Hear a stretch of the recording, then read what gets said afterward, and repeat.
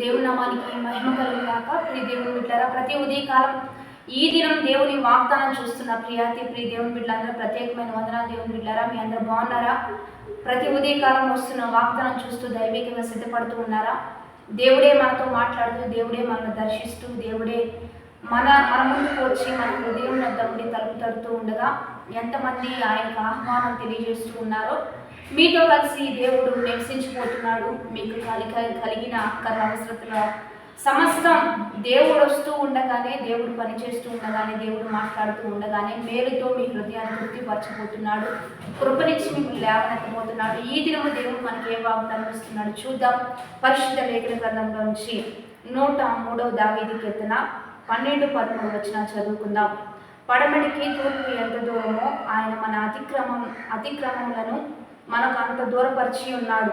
తండ్రి తన కుమారుల ఎడల జాలిపడినట్లు యెహోవా తన యందు భయభక్తులు గలవారి ఎడల జాలిపడును. ఈరోజు దేవుని బిడ్డలారా, దేవాతి దేవుడు మనకిస్తున్న బలమైన వాక్కు, మన అతిక్రమములు పడమటకు తూర్పు ఎంత దూరమో మనకి, మన పాపాలకి దేవుడు మనల్ని అంత దూరపరిచి ఉన్నాడు.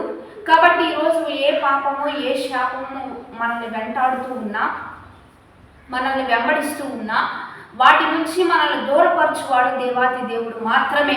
ఎందుకంటే ఈరోజు పాపమునకు విడుదల, శాపానికి విమోచన ప్రభు అయిన యేసుక్రీస్తు మనందరి కొరకు శిలువ బలియాగం ద్వారా మనకు విడుదల, విమోచన ఆయన అనుగ్రహించాడు. కనుక ఆయన శిలువ బలియాగంలో ఉన్న గొప్ప త్యాగాన్ని జ్ఞాపకం చేసుకుంటూ, ఈరోజు పాపం వలన వచ్చు జీతం మరణం అయితే, మరి క్షమాపణ దేవుని యొద్దకు వచ్చి క్షమాపణ పొందుకోవడం వలన నిత్య జీవం అనే విషయాన్ని మనం గ్రహిద్దాం.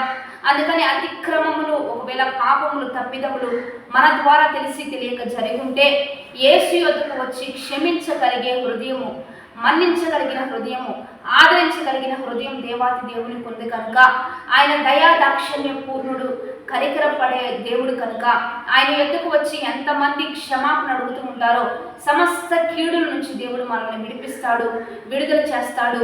ఆయన ఎందు భయభక్తులు కలిగి నువ్వు నడుస్తూ ఉండగా నీ పట్ల దేవుడు ఏ కృపనిస్తాడు అంటే, ఒక తండ్రి కుమారుని ఎడల ఏ రీతిగా జాలి పడతాడో, సహజంగా శరీర సంబంధమైన తల్లిదండ్రులే బిడ్డలకు మంచి చేయాలి, మేలు చేయాలి, గొప్పగా ఉంచాలని ఆశపడుతూ ఉంటే పరమ తండ్రి ఇంకా అంతకంటే గొప్ప ఈవులు, అంతకంటే గొప్ప ప్రణాళిక నీ పట్ల, నా పట్ల కలిగి ఉన్నాడు. కనుక మన పట్ల దేవునికి గొప్ప ప్రణాళిక ఉంది, గొప్ప ఉద్దేశాలు ఉన్నాయి.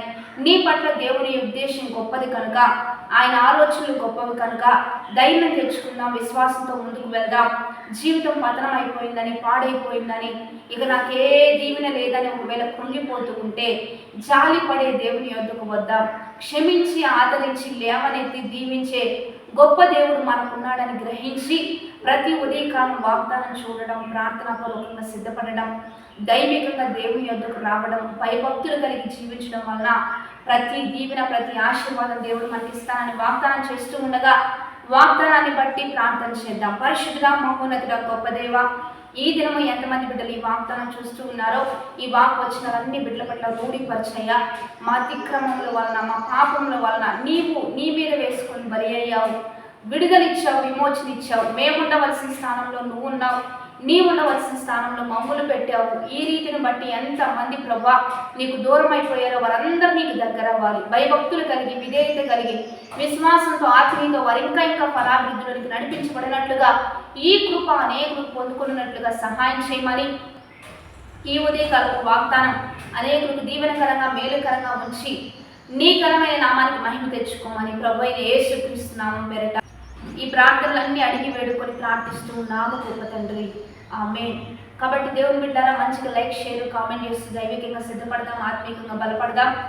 50 దిన ఉపవాస ఆరాధన జరుగుతుంది. దేవుని బిడ్డారా, జేపీఎం మినిస్ట్రీస్ యొక్క చర్చి ప్రాంగణంలో ఈ ఆరాధన జరుగుతున్నాయి. మీరందరూ కలుసుకోండి, మనందరం కలిసి దేవుని నామాన్ని మహింపరుద్దాం.